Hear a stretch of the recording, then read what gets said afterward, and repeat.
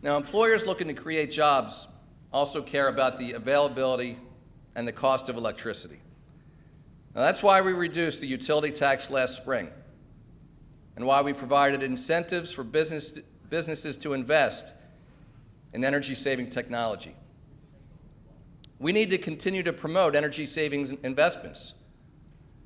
But when I talk with business leaders about investing in Delaware, I sometimes hear concerns about municipal power rates and the lack of any choice and competition to hold down prices. Now, let me be clear. I've been approached by a number of businesses which, because they're located in the service area of a municipal power system, they're required to procure their electricity from those municipalities at rates that are uncompetitive with those charged elsewhere in Delaware, and importantly, uncompetitive with other parts of the country where they have similar facilities. Now, I'm sensitive to the revenue needs of our municipalities, but if these businesses leave our state, these jobs may well be lost forever. And as expressed to me by Senator Simpson and Representative Dan Short, we need to work together to meet the expectations of companies choosing to do business here, that the rates they'll be charged for municipal power generation will be fair and competitive. And I'm ready to begin that conversation with our municipalities. Now, creating jobs must remain our #1 priority. And this is particularly true when it comes to our returning veterans. I was privileged to visit recently with our troops in Kuwait and Afghanistan. And we have with us today Sergeant Bruce Stevens of Dover and Senior Airman Jason Duracek of Wilmington.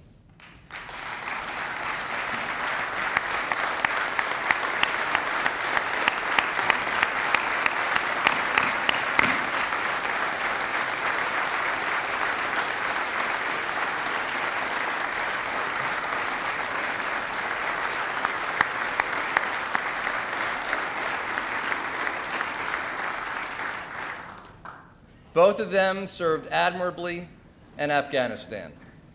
And the first thanks that we owe all of our veterans when they come home is the chance to partake in the abundance of opportunity that they make possible for the rest of us.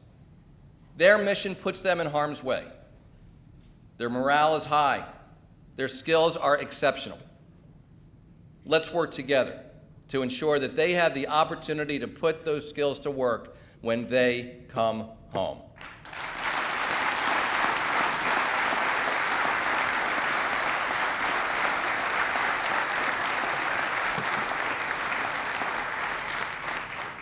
We ensure that state employees who serve are able to return to their jobs. But we should be, and we are, going farther. And thanks to the advocacy of Representative Jakes and others, we've added representation of veteran-owned Delaware businesses to our Supplier Diversity Council to ensure that they've got a fair opportunity to compete for state business. And one of our biggest private sector employers, JP Chase, is leading in this area, hiring thousands of returning veterans and providing incentives for its vendors to do the same. And to encourage others in the private sector to follow their lead, we will propose expanding tax credits to Delaware businesses that hire veterans.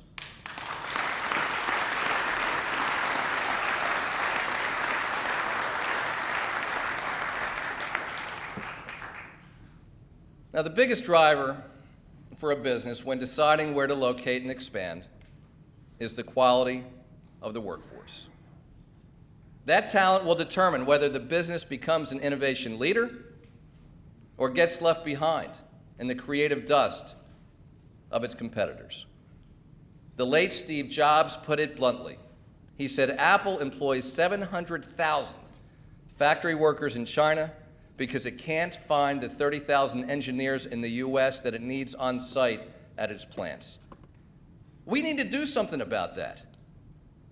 And this is why when the history of our time here is written, the determined push that we're making to raise student achievement will prove to be the biggest game changer of all.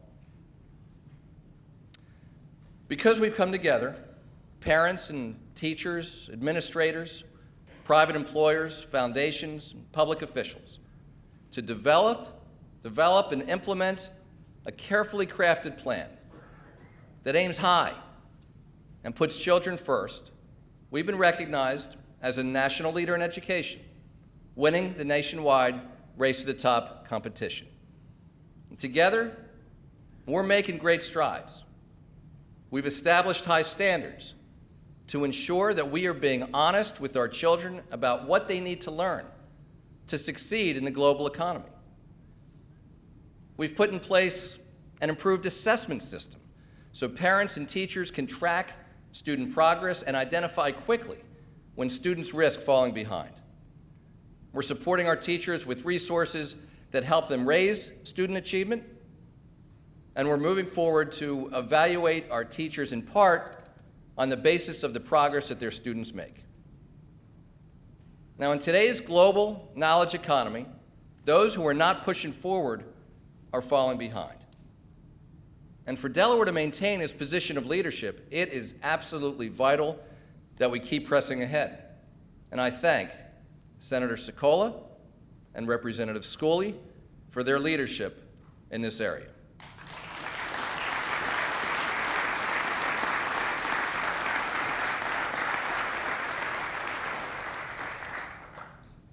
Now, I realize there are those who are uncomfortable with the changes that are being made, and that not all of these changes will work exactly as intended on day one. We will learn from our mistakes, and we will continue to maintain an open dialogue to improve. But even if you believe that what we did in the past was sufficient for those times, it will not be sufficient going forward. Around the world, young people are working hard in schools that are dramatically improving, and if we stop our own efforts now, it will be to the detriment of our kids and their future. So pressing ahead means implementing without additional delay our performance appraisal system with its focus on student progress. Now, these implementation plans have benefited considerably from the advice of hundreds of Delaware teachers, and we are grateful to them for their help.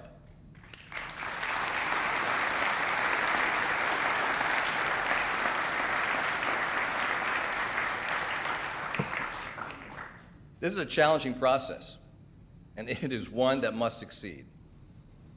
Now, as a parent and as somebody who has visited dozens and dozens and dozens of our state schools, I want to ensure that our changes help our children not only to score well on tests, but also to develop a love for learning that will inspire their imaginations and their creativity.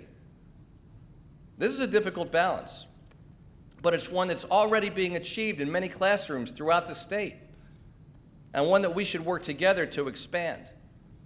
And because I have visited all of those schools and talked with principals and teachers and other school staff, I know firsthand that there are truly great things going on in Delaware's classrooms. But we need to do a better job of getting the word out.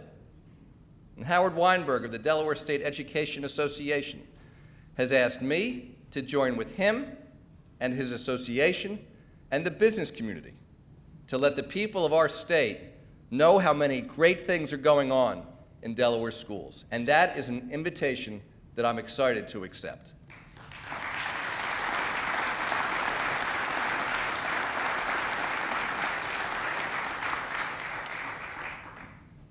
Now, pressing ahead also means moving forward with our world language expansion initiative.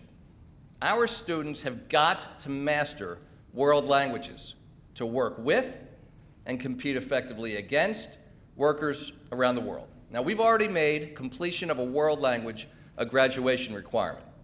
Over the next 5 years, we're going to create partial immersion programs in 20 schools where students will spend half the school day learning in another language.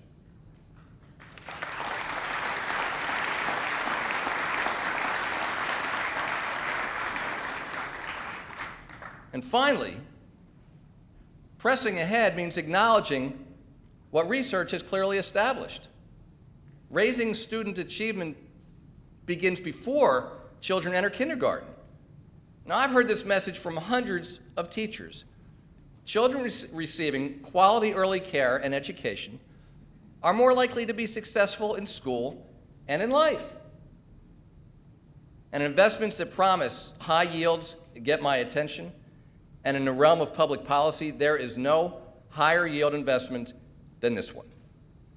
Now,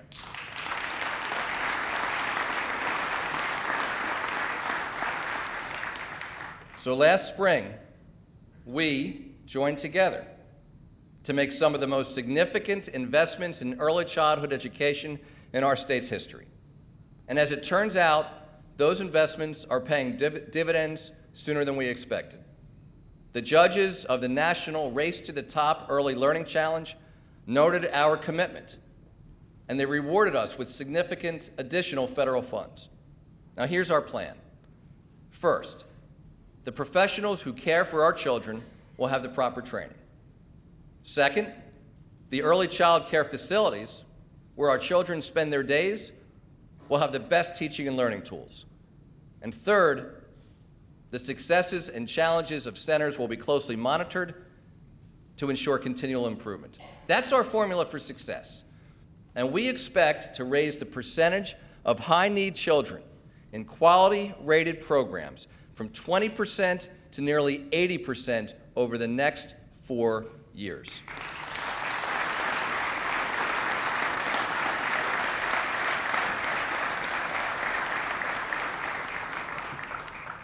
And to let us know where our kids stand when they start school, we will introduce a new kindergarten assessment.